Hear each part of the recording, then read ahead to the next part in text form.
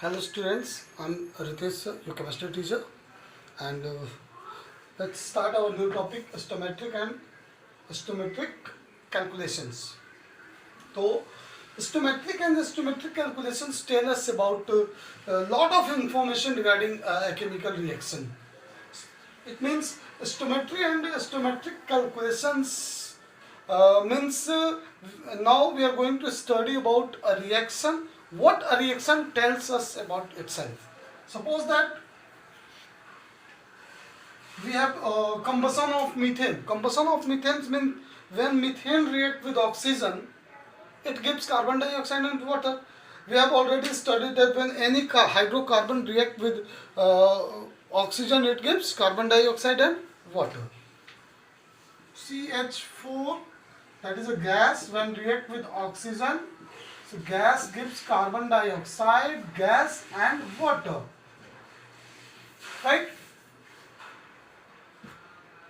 It's first thing, your reaction should be balanced.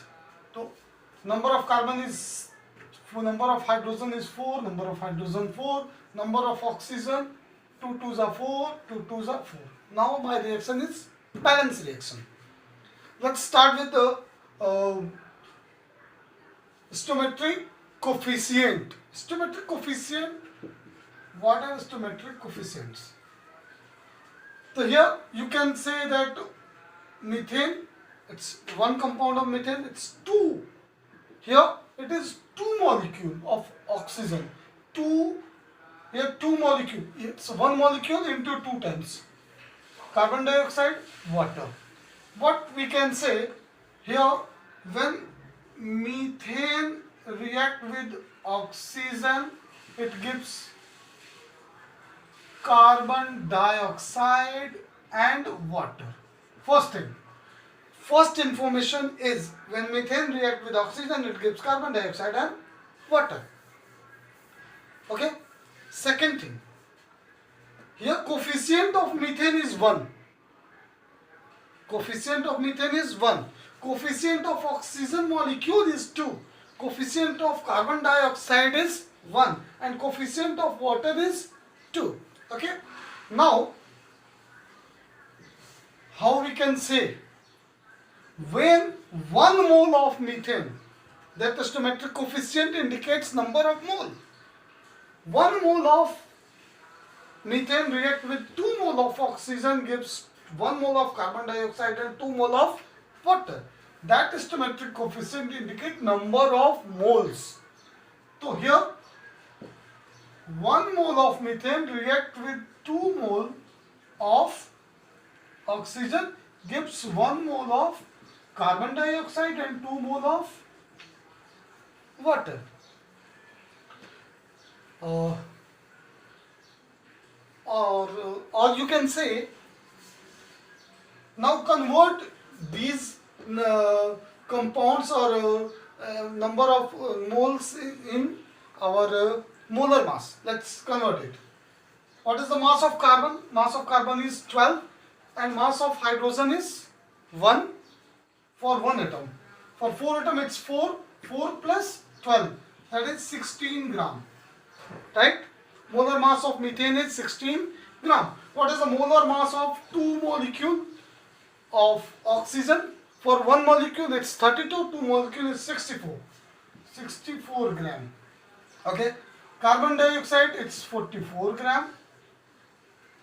And for water it's 2 into 18, 36 gram. Okay.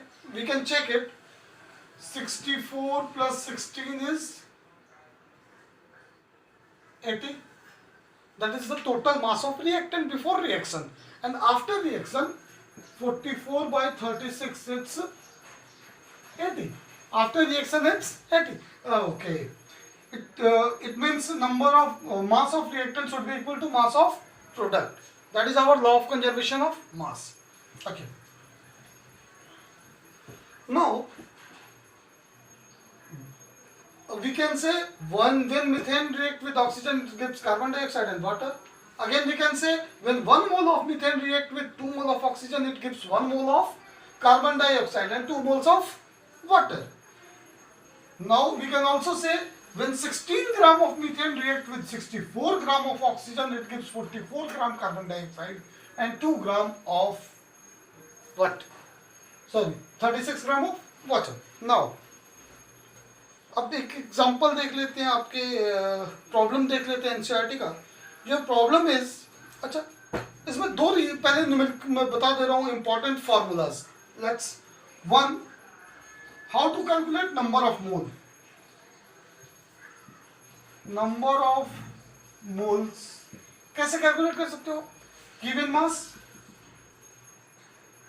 Upon molar mass. Suppose that आपको 16 ग्राम दिया है. अब मेरे को क्या है, अब मैं ग्राम दिया है, वेट दिया है, मोल्स कैलकुलेट करना है. देखते हैं सही है या गलत है. ये 64 ग्राम दिया है, कितने मोल्स हो सकते हैं? हमने 2 मोल लिखा है, क्या वो सही है? चेक करते हैं. 64 gram of oxygen, right? 64 gram is given mass. Molar mass of oxygen molecule is what? 32. Right? Number of mole is 2. That is 2 mole. Okay? तो number of mole calculate करने के लिए हम क्या करते हैं? Given mass upon molar mass, एक formula. If mass is given, if volume is given, number of moles is equal to given volume upon molar volume. Now what is molar volume? Okay. तो पिछले class को याद कीजिए, उसमें क्या पढ़ाया? 1 mole is equal to Avogadro number, that is 6.022 into 10 to the power 23 particles. It may be atom, molecule or ions. 1 mole is equal to, मैंने ये भी बताया कि 1 mole is equal to 22.4 liter for gas at STP, at standard temperature and pressure. तो ये 1 mole हो गया. तो molar volume means you can say, now you can say instead of molar volume you can write 22.4 liter. That is equal to given volume upon 22.4 liter. तो ये 2 basic formulas हैं जिन पे आप अगर वॉल्यूम फाइंड आउट करना है तो भी कर सकते हो, मास करना है तो भी कर सकते हो. तो इन फार्मूला के बेसिस पे हम कैलकुलेशन करके देख लेते हैं एक दो. ओके, तो एनसीईआरटी का क्वेश्चन हमने लिया. According to problem number 1.3 chapter 1, calculate the amount of water produced by combustion of 16 gram of methane. 16 gram methane का कंबसन हो रहा है. यहाँ कंबसन ही तो हो रहा है. Reaction with oxygen means combustion. 16 gram methane का कंबसन हो रहा है तो कितना ग्राम कार्बन डाइऑक्साइड और कितना ग्राम वाटर बन रहा है? तो आपका क्वेश्चन क्या है एनसीईआरटी में प्रॉब्लम 1.3 कि 16 ग्राम मीथेन में कितना ग्राम वाटर बन रहा है? Answer is 36 gram. Okay, suppose that आपसे पूछा जाता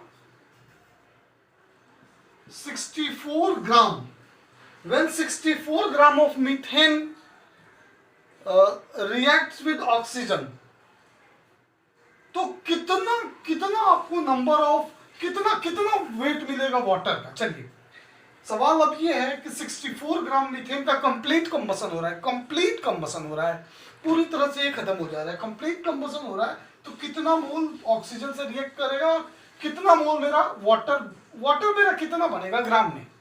ओके, 64 ग्राम. मैंने क्या बोला कि जब भी ग्राम दिया हो, कोई भी वेट दिया हो, तो पहले उसे मोल में कन्वर्ट कीजिए. मोल में कन्वर्ट करने के लिए क्या करना है? अब इस 64 ग्राम में हम नंबर ऑफ मोल्स कैलकुलेट कर लेंगे, तब बाकी सारे कैलकुलेशंस होंगे. तो number of moles is equal to given mass upon molar mass. Given mass is 64 for what? Methane. What is the molar mass of methane?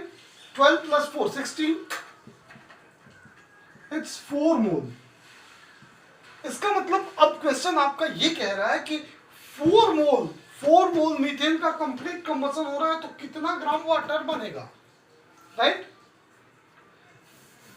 तो 1 मोल का कंबसन हो रहा था कंप्लीट, तो ये बन रहा था वाटर 2 मोल. 1 मोल का कंप्लीट कंबसन हो रहा था, 2 मोल वाटर बन रहा था। अब 4 मोल का कंबसन होगा कंप्लीट, तो ये कितना बन जाएगा, 4 टाइम्स हो गया, तो 4 इंटू 2 इट मीन्स 8 मोल्स बनेगा।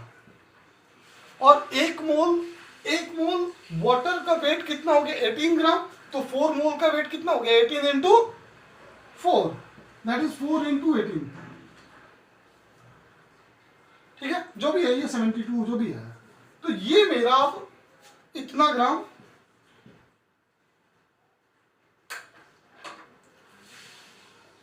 इतने ग्राम वाटर मिलेगा, जो भी आएगा 4 इंटू 18 जो भी।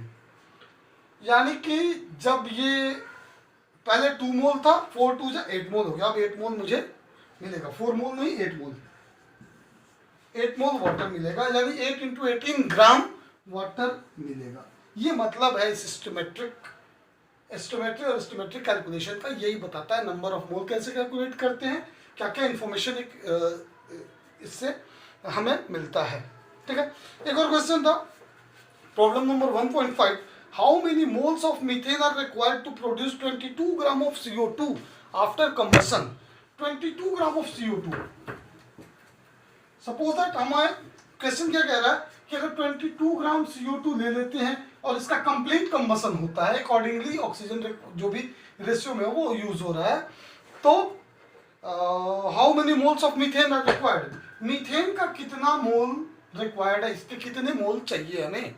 चलिए भाई, जब 36 ग्राम वाटर बन रहा था, 44 ग्राम कार्बन डाइऑक्साइड था, जब 44 ग्राम कार्बन डाइऑक्साइड था तो ये कितना रिक्वायर्ड था, 16 ग्राम। जब 22 ग्राम हो गया तो ये हाफ हो गया, तो ये भी हाफ हो गया, राइट, 8 ग्राम हो गया। अब 8 ग्राम, लेकिन पूछ रहा है कि कितने नंबर ऑफ मोल्स होंगे। नंबर ऑफ मोल कैसे निकालते हैं, given mass upon molar mass, given mass is 8 and molar mass is 16, that is equal to 0.5 मोल, यानी 0.5 मोल मीथेन की रिक्वायरमेंट है 22 ग्राम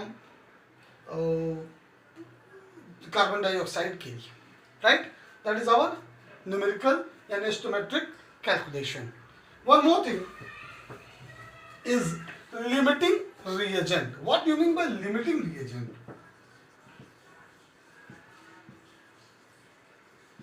लिमिटिंग रिएजेंट मीन्स हमारे पास 2 रिएजेंट है रिएक्शन में, 2 रिएक्टेंट रिएक्ट कर रहे हैं, प्रोडक्ट दे रहा है। सपोज दैट हमारा एक रिएक्टेंट जो है वो ऐसा है जो पहले कंज्यूम हो जा रहा है, रिएक्शन में एक रिएक्टेंट पहले खत्म हो जा रहा है। जैसे लिमिटिंग रिएजेंट को मैं बताता हूँ, ठीक से समझिए इसे। हमें क्या चाहिए, 16 gram methane, we need 16 gram methane. Our 16 gram methane react with 64 gram oxygen to give 44 gram carbon dioxide and 36 gram water. Now what happened if we have 18 gram, हमारे पास 18 ग्राम अगर मीथेन है और 64 ग्राम मेरे पास ऑक्सीजन है, अब हमारा कितना कार्बन डाइऑक्साइड बनना चाहिए और वाटर कितना बनना चाहिए? तो according to law of equal proportion, ये जब भी रिएक्ट होंगे तो इक्वल प्रोपोर्शन में ही रिएक्ट होंगे। तो अगर ये 64 ग्राम के लिए 16 ग्राम की रिक्वायरमेंट थी, तो यहाँ 64 ग्राम में ये 16 ग्राम ही यूज होगा, और ये जो 2 ग्राम बच गया है मेरे पास, ये बच जा रहा है, रिमेनिंग है ये। तो क्या हुआ, 16 ग्राम रिएक्ट हो गया 64 ग्राम से, और यहाँ बन गया 44 ग्राम और ये बन गया 36 ग्राम। तो इस रिएक्शन में पहले क्या कंज्यूम हो गया, ये 64 ग्राम यानी मेरा ऑक्सीजन पहले कंज्यूम हो गया। ये पहले कंज्यूम होने की वजह से क्या है, ये 2 ग्राम अभी भी बच गया है।